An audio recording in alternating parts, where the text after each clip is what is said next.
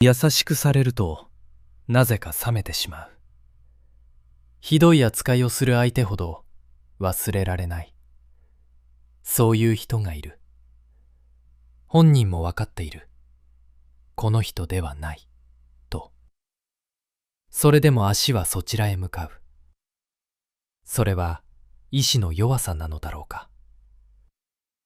昔、茨の迷路に一匹の小さなネズミが生まれた。身をよじるたびにトゲが刺さり、いつも体のどこかが傷ついていた。迷路には主がいた。その姿をネズミはまともに見たことがない。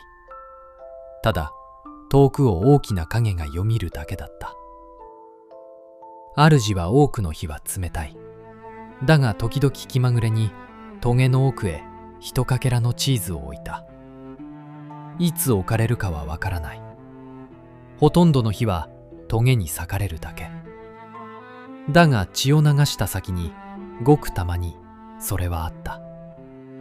その一かけらはどんな味よりうまかった。痛みと玉のチーズ。それがネズミの知る唯一の世界だった。迷路の片隅に滑らかな石が一つあった。誰が置いたのかはわからない。傷が熱を持つ夜、ネズミはその冷たさに身を寄せて眠った。やがてネズミは迷路を抜けた。たどり着いたのは緑の森だった。トゲはどこにもない。その森では獣たちが持ちつ持たれつで暮らしていた。だからよそから来たネズミにも皆が丸いチーズをそっと分けてくれた。機嫌を伺わなくても毎日そこにあった。年に一度白い綿毛が雪のように降り、森中が静かにそれを見上げた。それは幸せそのもののような幻想的な光景だった。もうどこも痛くなることはない。それなのにネズミは落ち着かなかった。苦労せず得たチーズはなぜか味がしなかった。優しくされるほどネズミは一人だった。何も起こらないこと、それがかえって怖かった。ある日、森の外れに黒く茂った茨を見つけた。その奥にまた冷たい主の気配がした。獣たちは止めた。ネズミも行きたくなかった。それでも足は勝手にそちらへ向かった。トゲが肌を裂いても主は見もしない。だがネズミは知っていた。ここで待ち続ければいつか一かけらがもらえることを。トゲの中は痛かった。それでもどこか馴染んだ痛みだった。そしてネズミはまたたった一かけらを待ち始めた。そのネズミが最後にどうなったのか、それはもう少し後で話そう。このネズミを笑えない人がいる。優しくしてくれる人には心が動かない。一方で自分を大切にしない相手にほどどうしようもなく惹かれてしまう。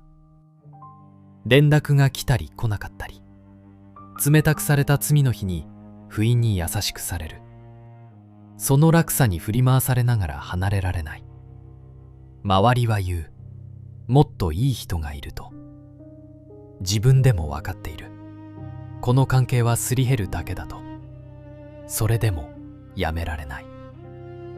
なぜ人は自分を傷つける相手を選んでしまうのか。なぜ優しさはこんなにも物足りなく感じるのか。その答えは意志の強さとは関係がない。もっとずっと深いところに理由がある。90年ほど前、オーストリアにコンダート・ローレンツという学者がいた。彼はあることに気づいた。生まれたばかりのガチョウのヒナは最初に見た動くものを親だと思い込む。本当の親でなくても構わない。たまたまそこにいたのがローレンツ自身だった。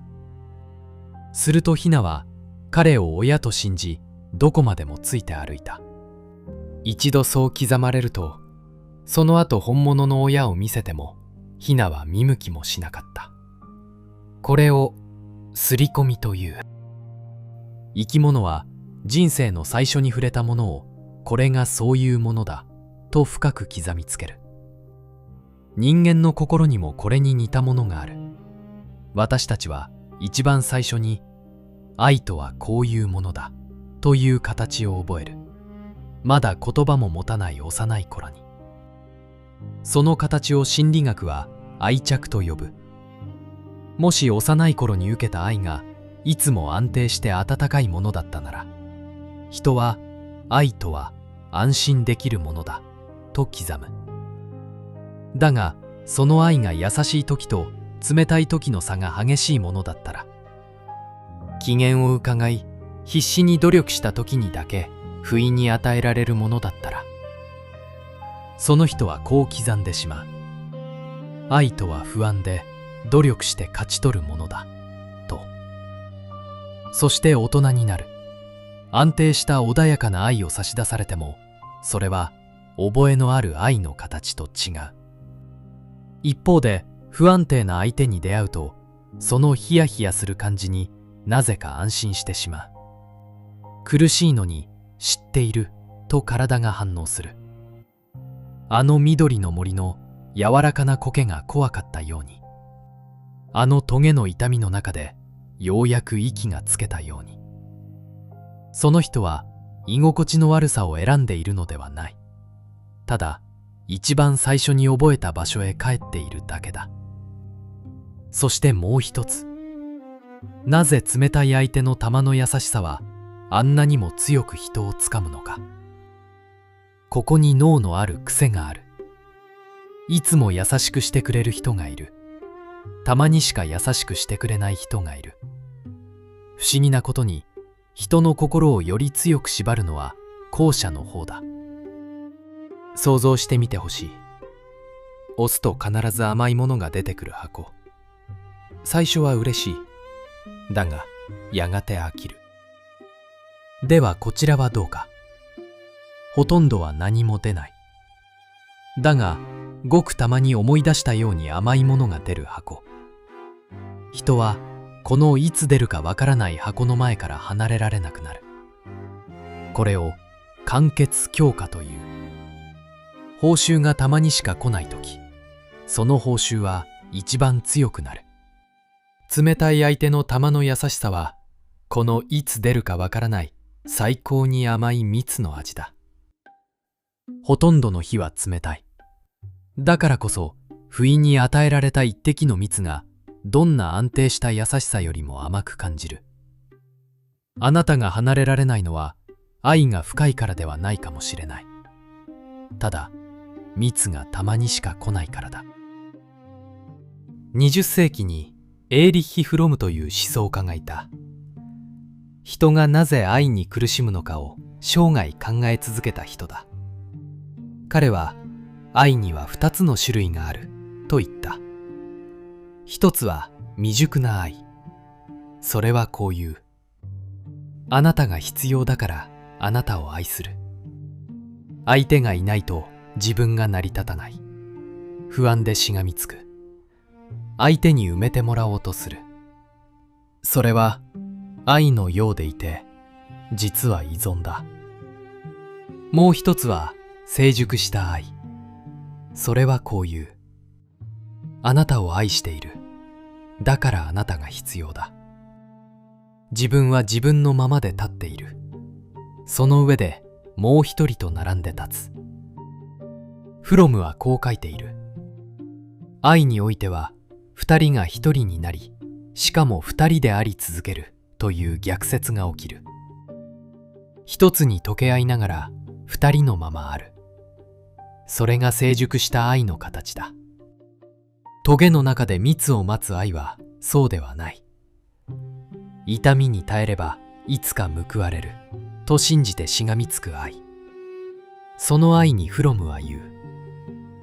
愛は耐えるものでも勝ち取るものでもないと。さて、あのネズミは最後にどうなったのか。ある朝、ネズミはまたトゲへ向かおうとした。足はいつものようにそちらへ動いた。だがその日、ネズミはふと立ち止まった。トゲに触れるほんの一歩の手前で。ネズミはまだ知らなかった。柔らかな苔の上で落ち着けなかったのは苔のせいではなかったことを。トゲが恋しかったのではなかった。ただトゲしか知らなかった。それだけのことだった。ただ立ち止まれたということだけが昨日までと違っていた。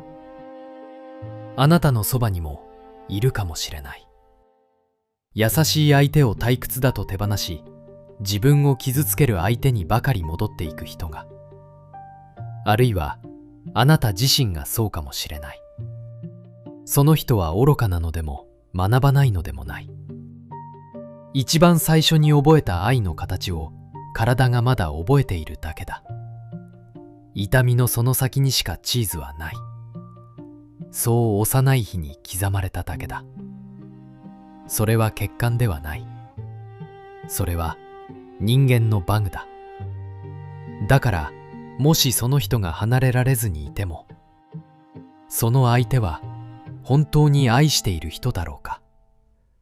それとも一番最初に覚えた痛みの形だろうか。